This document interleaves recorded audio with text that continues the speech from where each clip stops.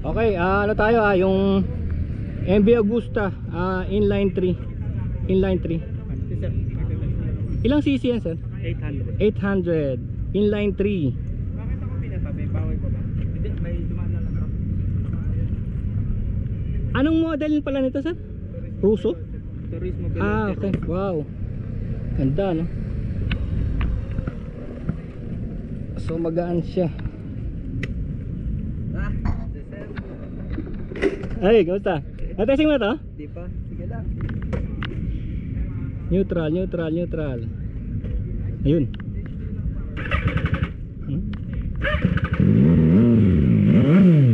Wow, hanip.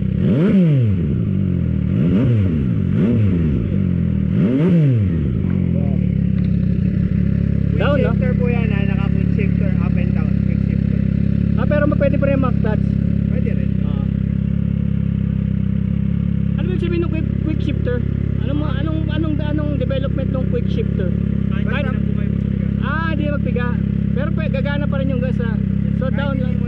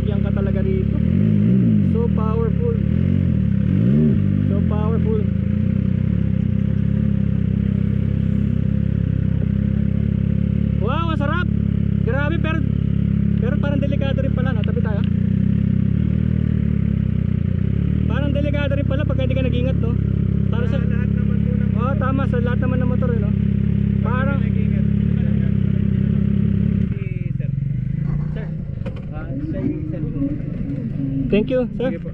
Galing, ibang klase. Magkano ganito? 1 million. 1.2. 1.2. May financing. Meron. Ayun, may financing naman daw pala sila. Pero nakita nyo kung gaano. Tapos, hindi naman modified yung pipe natin, di ba? Yan na makukuha nila. Ano po yan? Modified na. Aftermarket na. Kaya pala sarap sa tenga. Grabe. Woo! Modified na pala to. Hindi pala ito. Siguro yung brutale yung sound, no? Yung brutale.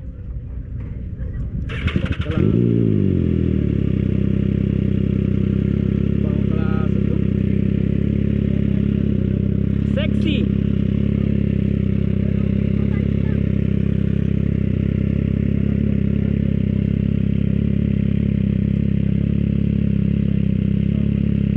Ito yung tinatawag nila sexy sound. Tingnan nyo, masarap pigain, no?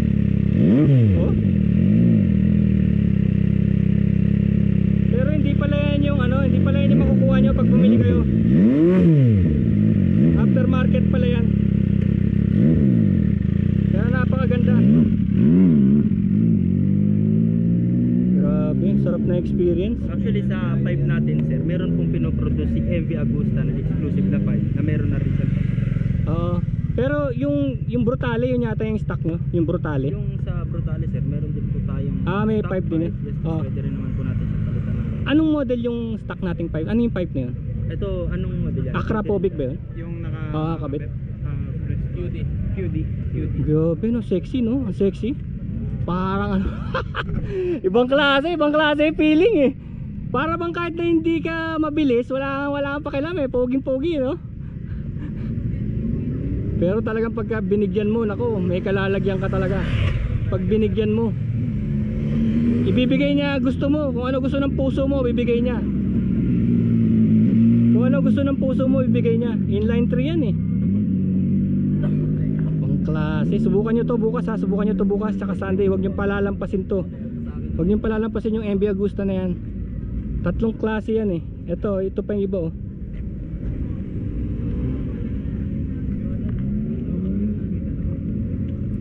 Of course the Peugeot, maganda rin yung Peugeot. Kung gusto niyo ng scooter na pamporma na parang Vespa culture, parang English culture. Ito pa yung isa oh. Ito pa yung isang MV Veloce.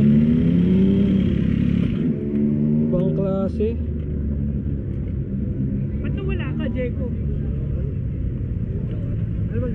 Kala ko mabibigyan lang. Sama ko na lang. Ito oh, tignan nyo to oh. Tignan nyo tong bike na to. Parang may Omni.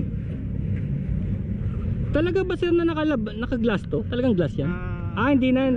Ngayon lang. Accessory yan. Oo.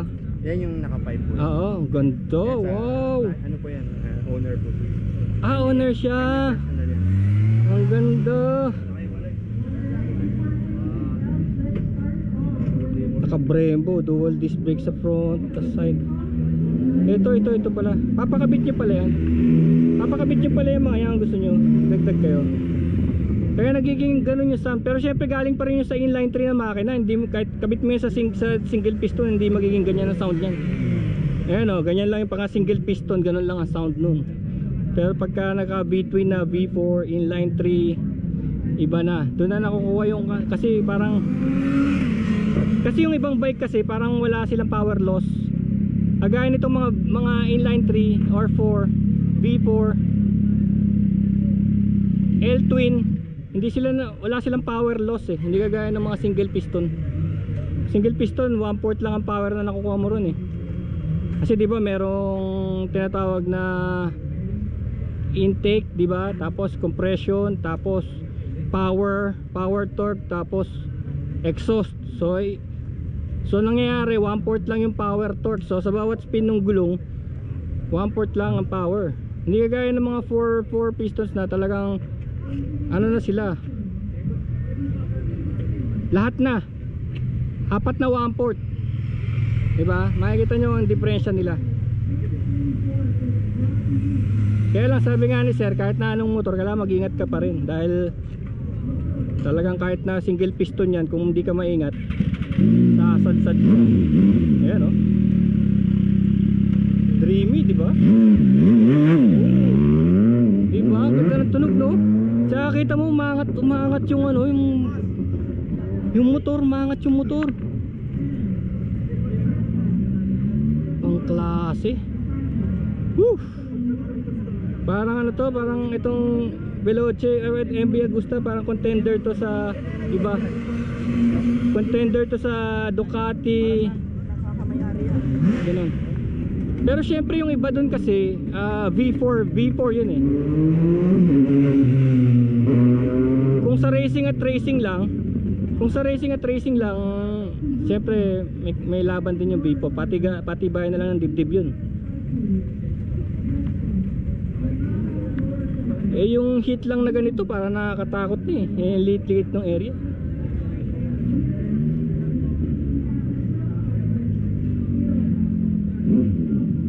Eh no, tignan nyo naman oh.